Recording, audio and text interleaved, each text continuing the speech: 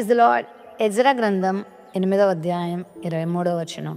మేము ఉపవాసం ఉండి ఆ సంగతిని బట్టి మా దేవుని వేడుకొనగా ఆయన మా మనవి అంగీకరించెను.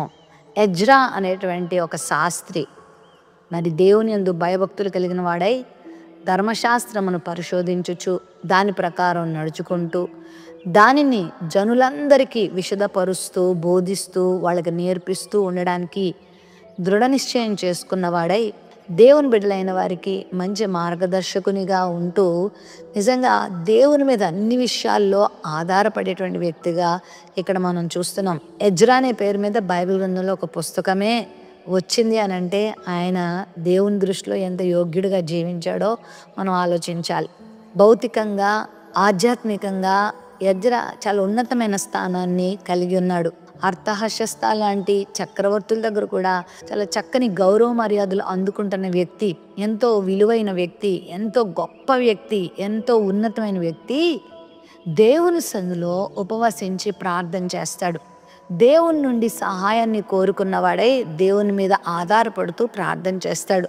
మాకు శుభ ప్రయాణం కలగాలి, మాకు సహాయం కావాలి, మాకు మేలు కావాలి అని మేము రాజులను అడగలేదు, రాణులను అడగలేదు, మంత్రులను అడగలేదు. ఒకవేళ మేము వాళ్ళని అడిగితే వాళ్ళకున్న సంపదను బట్టి మాకు సహాయం చేస్తారు. మాకు వాళ్ళు తమ యొక్క చేయూతనిస్తారు. వారు తమ ధనాన్ని తమకున్న బలాన్ని మా ఎడల కనుపరుస్తారు. అయితే ఇంత గొప్ప దేవుని నేను ఉంచుకొని మామూలు రాజులను రాణుల్ని నేను ఎందుకు అడుగుతాను, వారిని కాదు దేవుణ్ణి అడుగుతానని అహావా నది దగ్గర ఎజ్రా ఉపవాసం ఉండి ప్రార్థన చేస్తే ఎజ్రా చెప్తున్న సాక్ష్యం ఏంటంటే మేము ఉపవాసం ఉండి ప్రార్థించినప్పుడు దేవుడు మా మొర ఆలకించాడు. దేవుడు మేము ఏదైతే వేడుకున్నామో అది దేవుడు అంగీకరించాడు అని చెప్తున్నాడు. అవును ప్రియులారా, దేవుడు మనకు క్షేమాన్ని ఇచ్చేవాడుగా, శుభాన్ని ఇచ్చేవాడిగా, మనకు మేలు చేసేవానిగా ఉన్నాడు.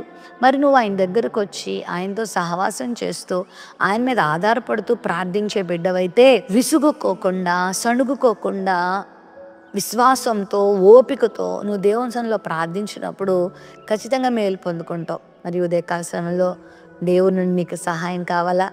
నీవు ఈ లోకంలో ఏదైనా తొట్టుపాటులో ఉన్నావా, తొందరపాటులో ఉన్నావా, ఇబ్బందులో ఉన్నావా, శ్రమలో ఉన్నావా, దుఃఖంలో ఉన్నావా, అవసరతలో ఉన్నావా, మేలు కొరకు అపేక్షిస్తున్నావా, ఏదైనా వ్యాధి సోకి రోగగ్రస్తునిగా అయిపోయావా?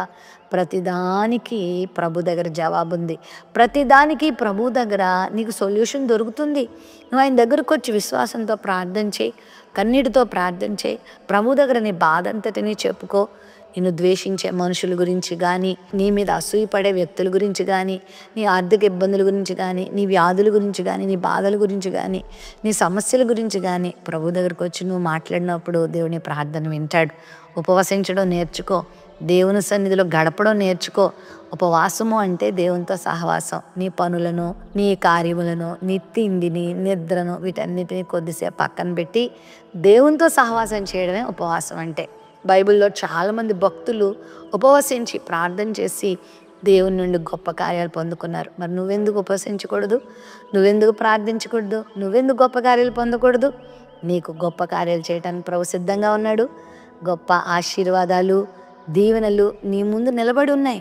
నువ్వు తలుపు తడితే అవి తెరవబడతాయి. నీ జీవితంలో ఆనందాన్ని, సంతోషాన్ని నువ్వు పొందుకుంటావు. ప్రేమ నమ్మకం కలిగిన మా తండ్రి, ఎజ్రా వలే మేము నీ మీద ఆధారపడి అయ్యా మరి నీ సన్నిధిలో ఉపవసించి ప్రార్థించి గొప్ప మేలుని నీ సంవత్సరంలో మేము పొందుకోవడానికి కృప చూపమని యేసు నామములో ప్రార్థిస్తున్నాం తండ్రి. ఆమేన్.